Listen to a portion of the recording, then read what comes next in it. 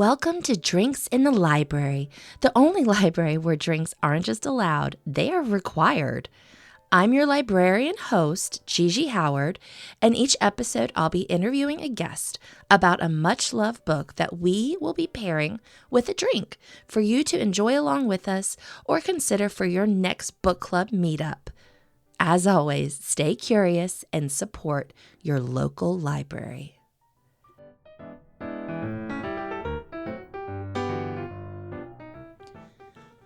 Hello, Libration Nation. In this episode, I am talking to Allison Schwalm about the book Unreasonable Hospitality by Will Guidara. Allison is a Richmond area realtor and small business owner of Summit Properties. She is also a wife and mother and good friend of mine. So I hope you enjoy our conversation. I also wanted to say that Richmond Magazine is doing their best and worst of 2024.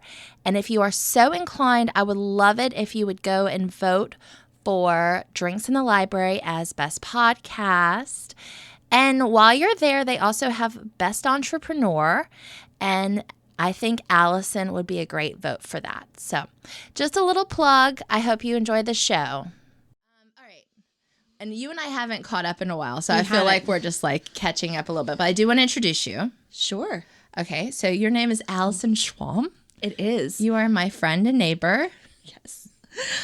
We go to amusement parks with our children. We do. We I would say we were theme park enthusiasts together. We are, very much.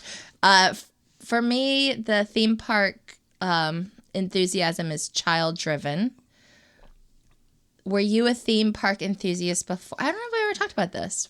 I think that I am likely a theme park enthusiast that is dragging my kids along. Okay.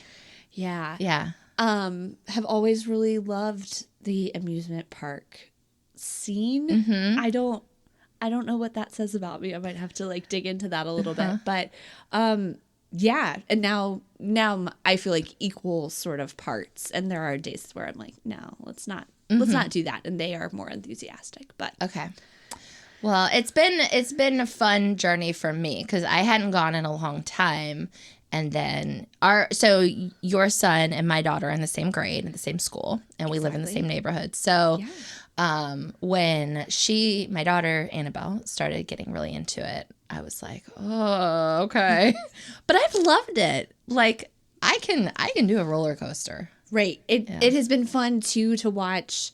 So I have a son that is Annabelle's age and then a 4-year-old daughter who very much loves big girls. And so I also think the idea of having Annabelle there as this other quote unquote big kid has been so helpful in just, I mean, we've almost gotten to the point where they are somewhat like a little gang and we can kind of don't have to be as on top of things as we once were. Yeah. And so I remember very distinctly watching them get on one of the little kid roller coasters because Rowan had asked about going on it, and us just being able to sit on a bench and sort of observe from afar and have an adult conversation. So that felt fun. It is fun. Yes. And as you watch like your kids grow up, I mean, it's sad, but then it's also like nice, those moments when all of a sudden you're like, oh, I don't have to like monitor everything you do. Right. I 100% agree. And being able to just sort of like almost like take a deep breath and watch the interaction kind of from afar. But I think that's helped also foster our friendship as like, which was by proximity and now has been more sort of choice driven. Yeah. And, like not only do we live in the same neighborhood, belong to the same pool, our kids go to school together, but now actually getting to actively choose to hang out, which is so great. And I rope you into coming on my podcast. You do, but it's okay. This is my very first podcast appearance. I was a little nervous about it. Wonderful. So, well, yes. I mean, I'll be honest with you. I mean, I'm still like, when I start these, I'm like, all right, how's it gonna go? I don't know if you're like this, but I am like definitely like worst case scenario. I'm like, somehow the house will burn down. As a real estate agent, I agree. Yes. Like, Okay. the Well, worst let's case- talk about that. Yeah. As a segue. Right. So the day-to-day, I am a real estate agent, realtor here in Richmond. And last year I opened my own brokerage after being with a couple of large, like big box companies and then small independent brokerages. And launched Summit Properties last January. So Yay. we're about to celebrate our 1 year Congratulations. anniversary. Thank you so much. Yep. So I still actively practice real estate myself, sell in Richmond and the surrounding counties. And then I have 3 other agents that we say hang their license at Summit Properties. So they're also out selling and representing buyers here in Richmond. Awesome. Yeah. So do you often get anxious like with showings and I get anxious about all of it probably. So the showing piece, just sort of trying to understand what the market is doing right now.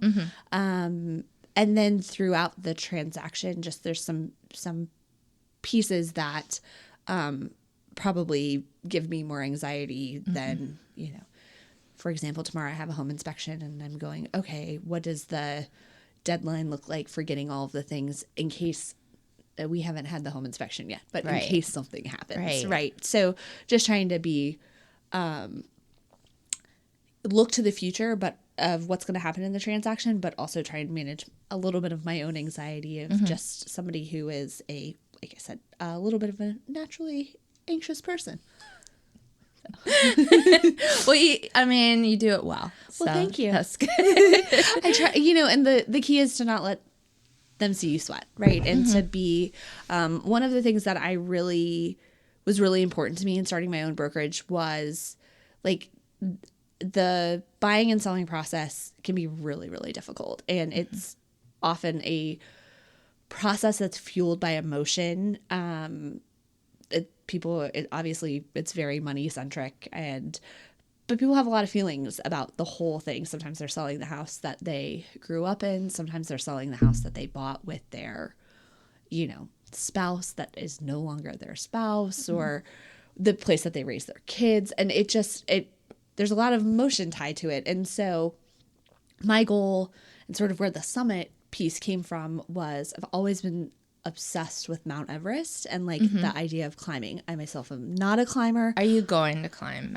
No, I'm not. I'm not. I am intrigued about like the base camp situation, about going and, seeing what that looks like. But just really got into that in my like late 20s of consuming anything related to Mount Everest. Reread Into Thin Air last year. Just tried to.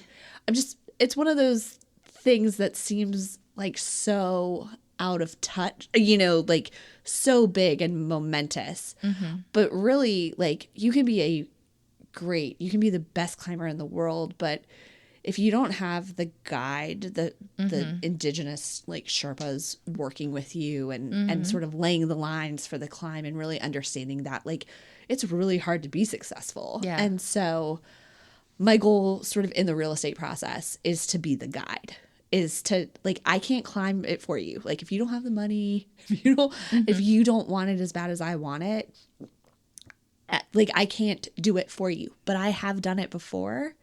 And I know how to get you to the summit. Like I know how to get you to the top.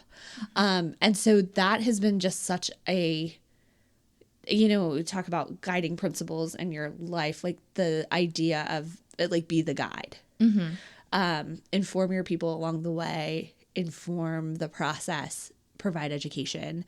You can reiterate some of what those like pitfalls have been for other people. I use a lot of storytelling about other buyers, storytelling about sellers of like, this is what they did and this is how we got around this, or this is what I've seen work from my other friends. And, but really being that person that you can rely on because people don't do it every day. And I've been really lucky enough that I've been, doing it full time for the last 4 years in sales, but really in the real estate industry for the last 10 in various capacities. So business management, working solely on listings, doing freelance, sort of marketing coordination and that type of thing. But really into that sales piece.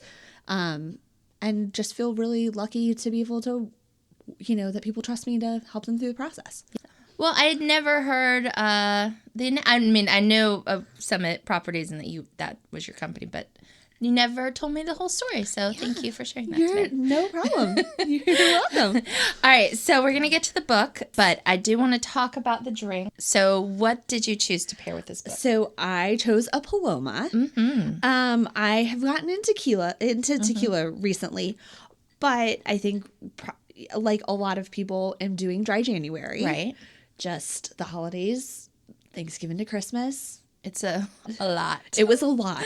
There was a lot of celebratory imbibing. So we are doing a non-alcoholic spin on it with the Ritual non-alcoholic tequila alternative. Yes. And I will say, for anyone listening in the Richmond area, I got the tequila from Ceremony. Have you been there? I have not. Have you heard of it? I have. Okay. I went. It's like, I'm not going to sound very cool. I don't know all the areas of downtown Richmond. It seems sort of like in the Fan, but also like right kind of near VCU, maybe. Okay. Lombardy Street. I would call that the Fan. Okay, great. But then like I drove like 2 streets over and I was like, oh, this is VCU. The owner was very nice. They've been open for 2 years. Okay. And they also do like zero waste stuff. So like, you can go and buy your own soap and put that in a dispenser too. Oh, very cool. Anyway, she was very nice, and they had like 5 or 6 different tequilas that were non-alcoholic, and I think this was a good choice. Yes. The Ritual. I think it's very smooth, but it still has a little bit of that tequila bite to it. It's great. And I already told you this, but I would recommend adding. So Paloma is tequila, grapefruit juice, soda, a little bit of lime, and sugar. Right. And if it's non-alcoholic, I would say put a little bit more of the tequila in than you would. Like normally it's like probably 2 ounces. Sure. Maybe do 3. Okay. That's great to know. And I feel like now I'm going to think about doing this. I found myself on Friday night going, I would really like to make myself a cocktail. Instead, I drank water from my ginormous, Simply Modern. Is this the new? Okay, no. All right. So Allison has entered my home with a giant. It is a 40 ounce. It is not a Stanley. Okay. Everybody's going crazy. Everybody is going crazy for the Stanleys. The Simply Modern ones, I really enjoy. I think my kids have Simply Modern water bottles. Okay. And last year I bought a Simply Modern thermos to send soup to school with my son. But the water bottle is 40 ounces like the Stanley. I did stand in Target at one point and held both of them, and I felt like the Stanley it weighed more. So the Simply Modern one feels a little bit lighter. Is it dishwasher safe? It is dishwasher safe. Comes with multiple straws. Feels like it keeps your water cold for a unreasonably long time. So, but has been really helpful in just trying to remember to drink water. One of the things that I'm trying to do in the new year is to hydrate before I caffeinate in the morning.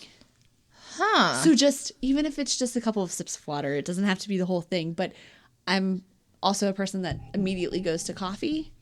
And after, sleeping for however long, probably a good idea. You need to hydrate first. Have a little bit of water. Yeah. I mean, I'm a big, I know I don't have a water in front of me. I just finished a seltzer when you came in. But I always have, and I have a Yeti. I have like the giant Yetis. Right.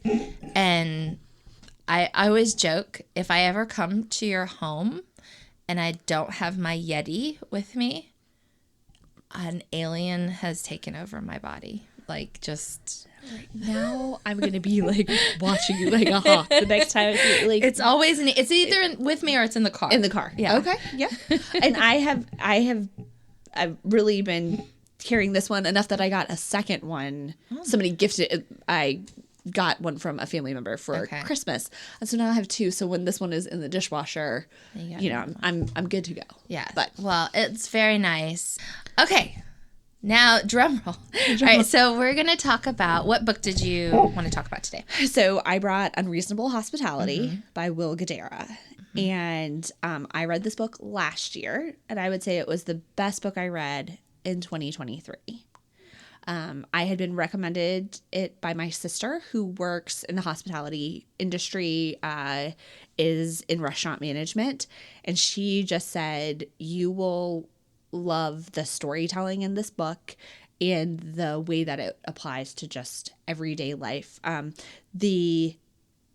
guess like this. The subtitle is The Remarkable Power of Giving People More Than They Expect. Okay.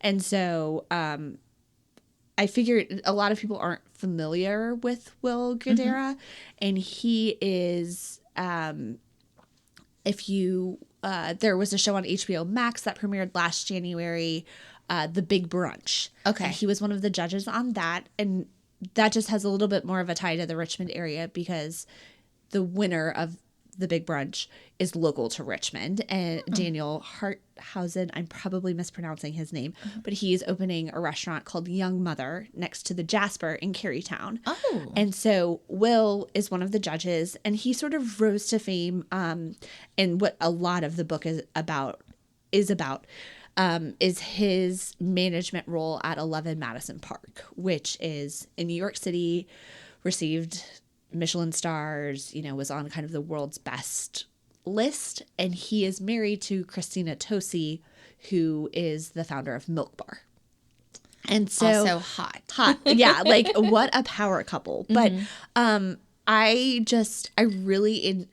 watched The Big Brunch before I read this book, and I found Will to be such a personable judge, like in a competition show. It just like wasn't cutthroat. I thought that The Big Brunch was just very well produced, but you really like him. Like you can tell that he's cheering for all the contestants.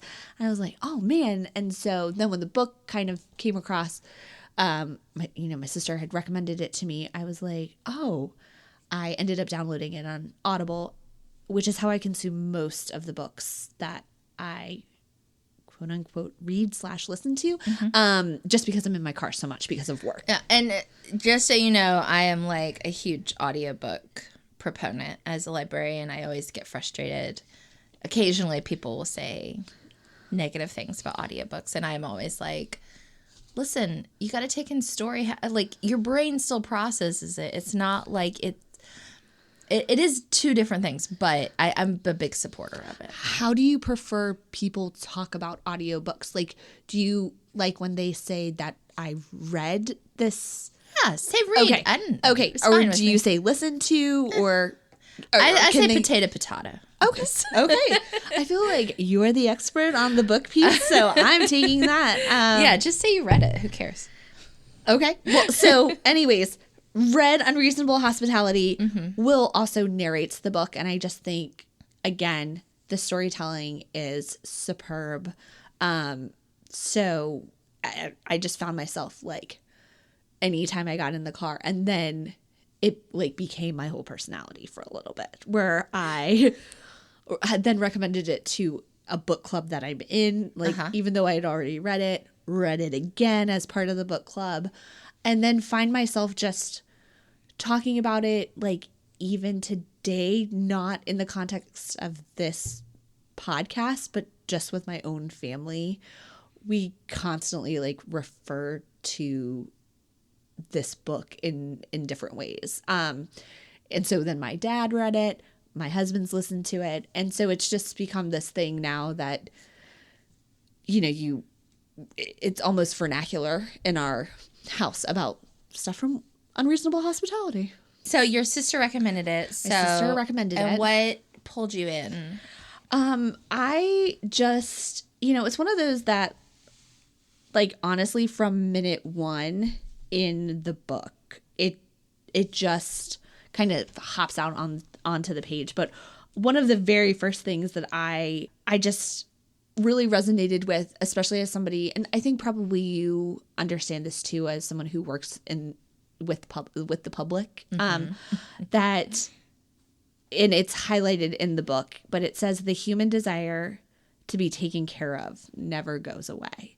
And that's really what this book is about. It's about taking a moment and being able to find ways to really just go above and beyond. And it's not even above and beyond in the way that we, sort of think that it is. I know that there's like a viral TikTok of somebody who's like, this year I'm not going above and beyond. I'm not doing all of this. And I just think it's interesting if, like, given the opportunity to wow someone or to, try and just make them feel a little bit better about a situation, like, what would you do? And so I think the one of the best examples from the book, and I think that this sort of speaks to the story of it, is 11 Madison Park becomes this very highly rated restaurant. Obviously, it gets on the Michelin list. It's being reviewed by the New York Times. They're constantly having people, and they're really taking it to like an elite fine dining level, which means that, uniforms that are being pressed, menu adaptations, really looking to their workforce to take ownership over their jobs and make it so that, if you come in, and one of the examples is there's somebody who's like really into coffee, right? And they are, a 20-something that had worked at a coffee shop beforehand, before getting to 11 Madison Park. And at one point, Will puts them in charge and says, like, establish a coffee program, like, do the thing that you're passionate about and like elevate it. And so they establish this coffee program. And then they sort of get to the point that they realize that the coffee program doesn't live up. It's not the Michelin star like experience. Mm-hmm. They're bringing the coffee out in, just a coffee pot. And so he really makes the investment of how do we make this like a 5-star experience? Like what do we do? And so it's taking the idea of like a lot of introspection of like, how do we make this better and how do we kind of keep it on the same level? But one of the most memorable stories in the book is that there is a group of tourists, that come in and they're talking about all of the amazing things that they've done. They've hit all of the top restaurants. They've eaten at Libration. They've like done all of the things. And Will hears them say, but we didn't have a New York hot dog. And in that moment, he has a choice. Mm-hmm. And so he sends somebody from the staff down to the New York hot dog cart that's on the same block as 11 Madison Park. And they bring back a hot dog back to the kitchen. And the head chef there, so Will is very tied to a guy named Danny, that's the head chef. And he's, European trained. He's wearing the white, tall chef's hat. And Danny's kind of insulted by the fact that, like, why are you bringing like a New York hot dog back? But he says, cut it up, jazz it up, make it look special. And they cut it. They put some Dijon mustard on the side and all of that. And they bring it back to the table. Mm-hmm. And he says, well, we couldn't let you leave without you having a New York City hot dog. And it's those types of experiences of like, how do you wow someone? Like, it cost them no money. Right. But those people have this story for the rest of their lives. Yeah. Of like 11 Madison Park going above and beyond. Yeah. So there's just tons of examples like that. And I find being in real estate, it really applies. Like, how do we take this process that can be so arduous, right, and like really difficult, and where are the pain points in the process, and how do I solve those and make them easier, or make it so that it's just like a little bit kinder. It's like a little bit, you feel like you've got a warm hug a little bit through it. So that's what I've really tried to do, and how I try and apply it in sort of like my day-to-day life of taking these moments and really trying to make them special. Yeah. So I have a couple questions. Yes. Number one, this is a little bit beside the point. Have you seen The Bear? Yes. Okay, so it reminds me of that scene where they're in Chicago, right? And they go get pizza? Is that what they get? Right. So Yeah. cousin. Yes. Yeah. And that is like a total play. Do you think they stole it from this book? Richie is reading Unreasonable Hospitality in the kitchen. That's the book that he's reading. That's the book he's reading. Okay, now I have to read it. I'm You so have sad to. I haven't read it now. Right. I mean, I'll also do it. the bear. I mean, let's just. It's such a good show. Such a good show. Yeah. Highly recommend. I do want to ask, because I 100%, like, all of it's wonderful. Do you ever get exhausted, trying, because some people don't appreciate, when you go above and beyond. Agreed. I try and, at this point, like, kind of bake it into the process. Okay. So, great example is that when I have folks that go under contract, I send crumble cookies. Oh. Because I can order them from the app. Mm-hmm. They, in most cases in the greater Richmond area, can be delivered within a couple of hours. If I have to go outside of the area, they're typically mailed, and they're there in 2 to 3 days. Right. But on my checklist of things, it's just on there as part of the closing or part of the under contract things that I go through, right? Because it is exhausting to have the mental capacity of, like, 11 Madison Park becomes a big thing, and they put a lot of money towards this program called the Dreamweavers, where they have the money to be able to say, oh, this is it's not affecting our bottom line, but if it costs under X number of dollars, I can just do it myself, right? So, but they build out a lot of process in order to make this so it's not that either emotionally draining or that it is baked in a little bit. And one of the things that another great example of this is, if somebody got engaged at the restaurant, they would send out a glass of champagne.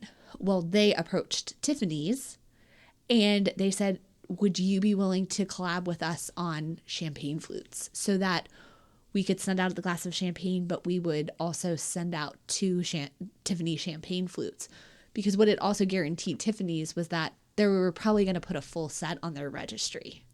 Right. And so it ended up being this moment that had to be systematized because they had to make sure that they were ordering the champagne flutes. They had to do all of that. So while it may have looked like a one-off, really nice gesture, which I feel like kind of the crumble cookies, like I go on and I personalize the note and I do all of that kind of stuff specific to the person. But, like, I just know that that's what I do. And I know that it comes wrapped with a congratulations thing on it and that kind of thing. And it's my, has just become kind of my go-to because people, even if you're doing whatever, health conscious or whatever, most of the times you have friends that you want to share it with. I mean, they're so big. Nobody right, can eat exactly. But it's just like how do you break that in and systematize it so that it isn't that. And some people will be like, there are people that don't text you thank you for them. Right. But most of the time I know that they got delivered and at least they showed up, and I know that I'm showing up the way that I would want someone to show up for me. Mm-hmm. So I like that too. It's very, do what the idea of, like, doing the right thing regardless of whether you get a thank you for it or not. And I think also, like, if it's not working, right, if it gets to the point that maybe you're not getting the thank you or if the acknowledgement maybe isn't there, I think the other thing that Will talks about in the book is that they weren't afraid to, if they tried something new and it wasn't working, to, like, just say this isn't going to work out. Right. And I feel like from having worked in sort of like in the corporate / nonprofit marketing world, like, you get in the habit of doing, and probably in a lot of people's jobs, like, you get in the habit of just doing it because you've always done it. Oh, yeah.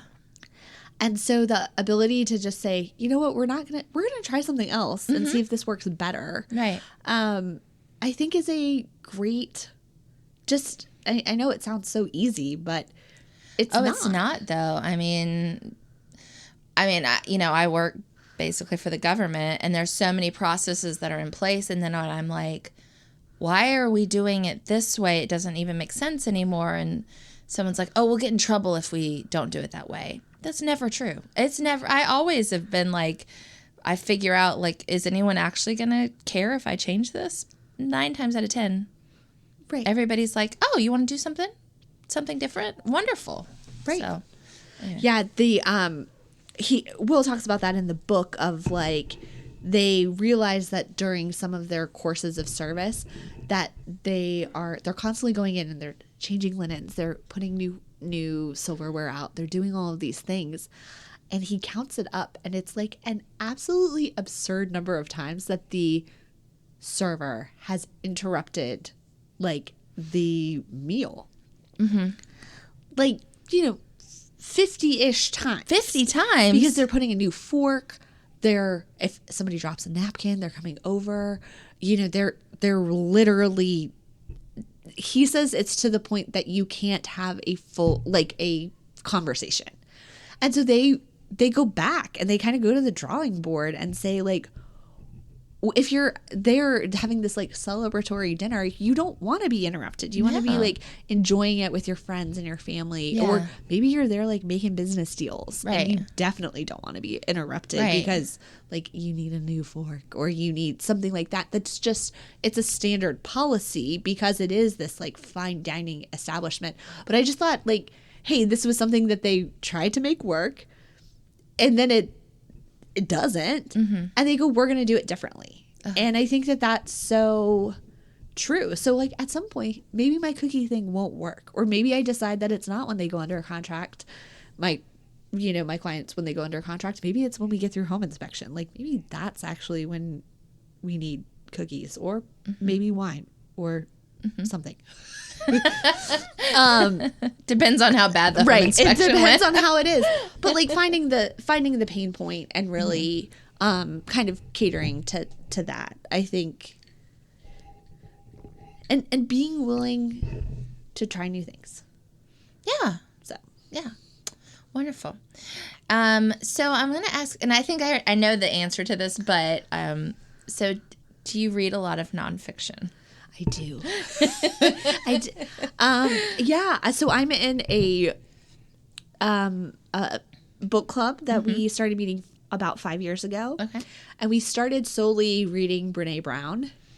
And so as our... Very specific. A lot of real estate agents, a couple of lenders, people that own companies adjacent to real estate. Okay. And so we started out as a very large group, probably of, like, 20. And now we are down to 5. Okay. And I would say that we read, yes, a ton of nonfiction, what some would describe as the self-help genre. We mixed it up last year. We read some Emily Henry, and just during the summer when Which ones did you read? we read Book Lovers. Okay. Though I had read most of them, yes, at that point. Okay. And but we were like, oh, Book Lovers, like, since we're a book club, Right? and Yeah. everything like that. But yeah, that was for probably the first, like, 3 years, and this was a book club that we kind of kept up during COVID. Like, we would meet on Zoom, and that's really when kind of the group started to kind of Gel. And it really became, like, the 5 of us who would end up hanging out on the Zoom post everybody signing off. Okay. And then when we got the ability to meet back in person, it's really been, like, the 5 of us for at least all of 2023, and looks like going into 2024. And actually, even in 2022 is pretty much the 5 of us. So, yeah. Well, good. Not out of exclusivity, mainly just, like, we're kind of diehard and have really found books that we like and enjoy each other's company, and kind of a wide range of ages, and a lot of, like, it's been a good group that I really, like, cherish as now some of my closest friends, if I'm being honest, just from people that I didn't really know as industry colleagues, that we get together even and don't talk about the book, but have all read the book and can text each other and say, oh, hey, this reminds me of that. So, Yeah. Not just Brene Brown anymore. not just Brene Brown. We've She only has like maybe 6 books, right? right. So- We went hard on the Brene Brown like the first year, and then when Atlas of the Heart came out, like we did reread that. Spent a lot of time on Dare to Lead. So I haven't read Dare to Lead, actually. What do you like it? You recommend it? I think it's my favorite one. Really? Okay. Yeah.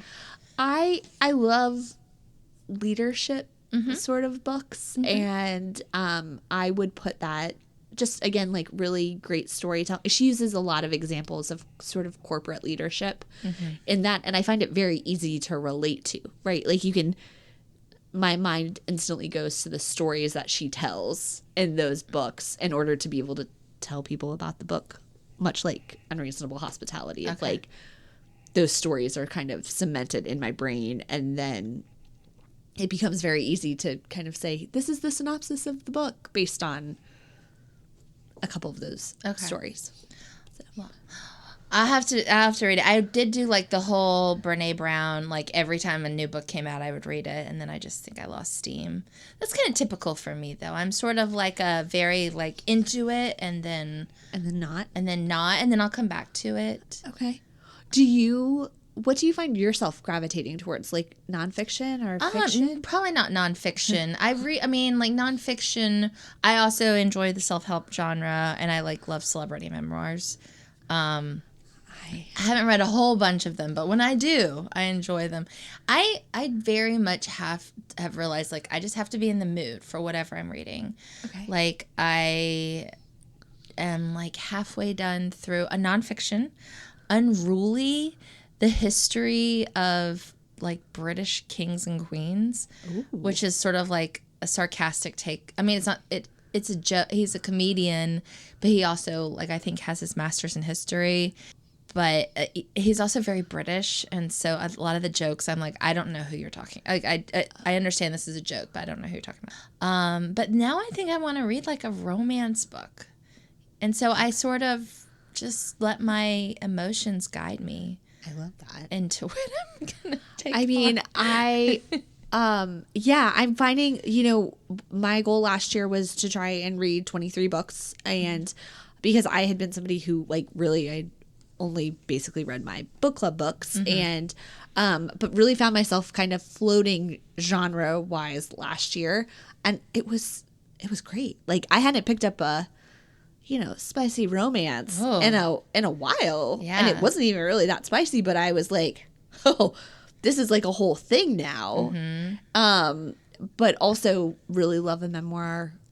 Read obviously Britney Spears, and then just finished Matthew Perry's memoir. I have it. So, do you do Libby from the library? I do. Okay, so I have it. It's like one of those ones I've had it on hold, and it will be like, it's ready for you, and I just keep hitting deliver later, deliver later. Did you like it? So, I don't know that I would. I thought it was thought provoking.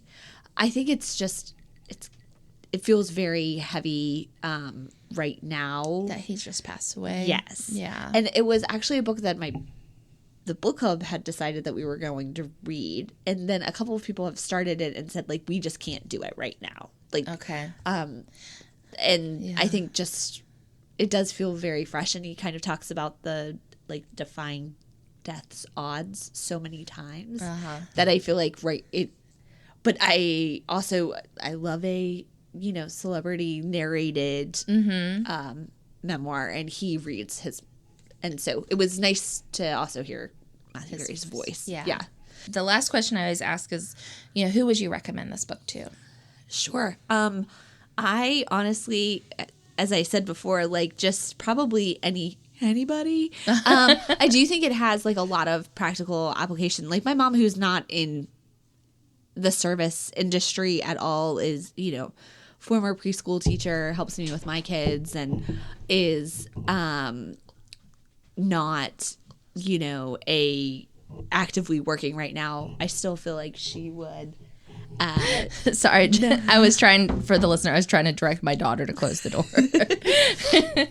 Okay, but yeah. Yeah, so I just think anybody who, there's little snippets of all of this that I feel like most people would understand. But I do think if you're in a quote unquote service industry capacity, working with the public, I mean, I think even like, how do you go above and beyond and provide unreasonable hospitality in your, in your corporate job? Is it that you're picking up the phone instead of just responding to an email? Right. Like, or if you think that is the way to sort of wow someone, or is it saying, hey, yeah, like we're gonna set aside a fund of, hey, we've got 100 discretionary dollars every however long, that if we need to make things right, we make it right. Right. Because in most cases, like, you can solve the problem that most people are having if you can,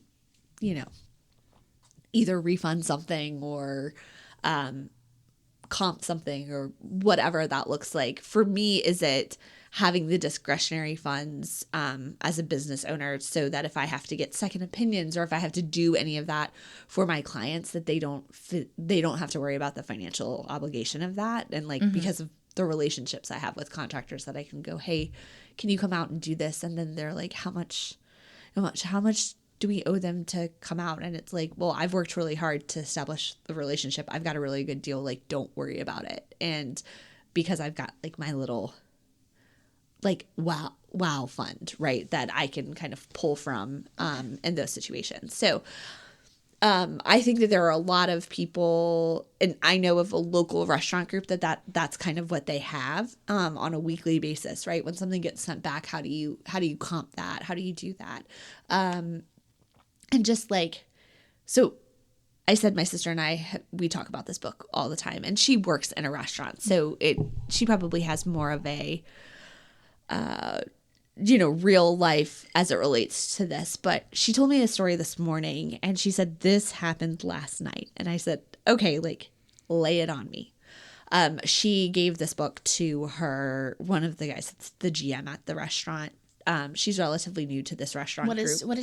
What's her position at the restaurant? So right now she's in training, but will be sort of on the management team, kind of working through a couple of different concepts and that kind of thing. So, but really, she has literally trained in every sort of section of the restaurant, worked in the kitchen, has bartended.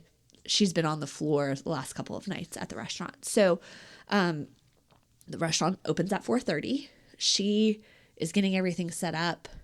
She looks outside. She has seen this car sitting there for like 15 minutes.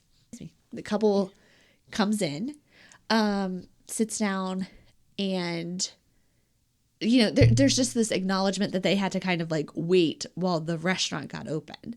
And Rebecca, my sister, and her boss kind of have a conversation of like, okay, like what's going on? Like, let's make them, they had to wait for us to kind of get our act together to open up. But she sort of goes back into the corner of the room. She tells me, and she's like, I just wanted to see what was going on. Like, how do you read the room? And she's like, so some of this is also about like observation. Like, what can we observe if we just take a moment? Like, if we get off of our phones, if we like pick our head up, if we kind of silence all the noise. And so she said that she kind of like stepped into the corner of the restaurant and just kind of like watching, and she realizes that it is a couple meeting parents for the first time. Oh, now this was the couple waiting for the parents. Couple are like trying to make sure that they're on time. Okay. They want to make a great impression. It looks to be it's a boyfriend, girlfriend. It's the boyfriend's parents. So she just turns to the GM of the restaurant and she says, I'm going over there and I'm sending an appetizer. And so she walked over and she's like, hey guys, like I saw you out there waiting. And they were like, yeah, we just wanted to make sure we were on time. She's like, oh, looks like we got a big night. Hope we're celebrating something fun, just making conversation, connecting. Ends up sending over chips and guacamole. She said she could look at the girlfriend and saw like a little bit of relaxation. And Beck said, if there's anything you need throughout the night, let me know. does sort of the formality of things. But kind of just keeps an eye on them. She's like, I hear them laugh a couple of times. I see them start to drink the drinks that they've ordered. I see the interaction start. Loosening up a little bit. Loosening up. Loosey-goosey. But when they get up to leave, the dad puts his hand like on Beck's arm and just says, thank you for making this a really great night. Aw. And she said, didn't cost her anything. They have the discretion to be able to do that. But like, what if those people end up getting married? Aww. And like, what if that becomes the restaurant that they come back to celebrate the day? Like, the parents are like, oh, this is the first time that we met you. Yeah. Or like, does this become your special occasion restaurant, right? Aww. For like coming to celebrate when your family's in town or whatever. It cost nothing. It showed people, it showed them that they cared. It's not, it's not rocket science. It's just really like opening our eyes, taking the time, and how do we tell people, how do we show them that we care about them? Yeah. And like you says, the human desire to be taken care of never goes away. Right. And Yeah. I think that gets to the like, that is really what the book is about. Like, if you're in the capacity to take care of people, I think that this book will teach you ways to do it with more intention. Yeah. Yeah. And also, I think showing that it's something to attempt. I think oftentimes, especially like, you just get so focused on like, you have to open and you have to have the money counted and make sure everything's turned on correctly. And like, you get so focused on that stuff. It's very easy. I mean, I'm obviously referencing my professional life. Right. It's very easy to be like, well, I got X, Y, and Z done, and now you want me to go and do everything else. And it's like, yeah, like you should still try to do the other stuff. And other people are trying too. So it's something to aspire to. Right. And I think everybody, especially, I don't know, I just have found a lot, like, people are going through stuff. Mm-hmm. And Always. so you don't know what that is. Like, in the same instance, like, it could mean nothing, but it could mean everything. Right. And so why not? Yeah. I mean, I think that's just, why not try? Yeah. Well, I love that. Well, this is wonderful, and I am definitely going to have to read the book now. Please do. I'd love to hear your opinion. Yeah, definitely. And so thank you so much for doing this with me and for being such a good friend and neighbor. And now we've tried this wonderful alcohol-free tequila. So amazing. Yes. Wonderful. Cheers. Thank you. Cheers. Thank you.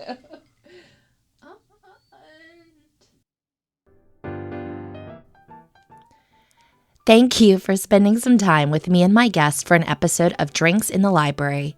For more information about the show, you can find us on Instagram at Drinks in the Library, on the World Wide Web, drinksinthelibrary.com, or shoot me an email at drinkspod@gmail.com. Until next time, cheers.